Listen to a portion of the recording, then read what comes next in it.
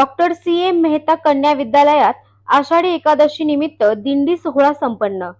कोपरगाव शहरातील doctor CM. Mehta कन्या विद्यालयामध्ये आषाढी एकादशी निमित्त दिंडी सोहळा संपन्न झाला। रयत शिक्षण संस्थेचे डॉक्टर सी.एम. मेहता कन्या विद्यालय नेहमीच विविध उपक्रमांसाठी अग्रेसर असते। कुणी विठ्ठल कुणी रुक्मिणी बनून विद्यार्थिनी शाळेमध्ये आल्या होत्या। बहुतांशी विद्यार्थिनी वारकरी बनून यावेळी उपस्थित होत्या। जणू काही डॉक्टर सी.एम. मेहता कन्या विद्यालयामध्ये पंढरी अवतरलेली दिसून येत होती। विठुरायाची पालखी सजवण्यात आली। ही पालखी घेऊन विठ्ठल नामाच्या गजरात कोपरगाव शहरातून भव्य अशी दिंडी काढण्यात आली। त्यानंतर विद्यालयाच्या प्रांगणात विद्यार्थिनींनी आपली कला व नृत्य सादर केले।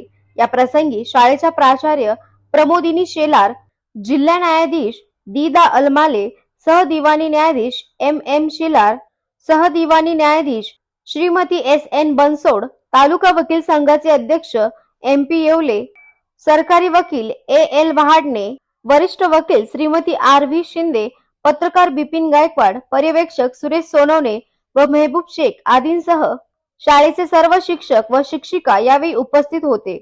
ब्युरो रिपोर्ट, महाराष्ट्र माझा न्यूज, कोपरगाव।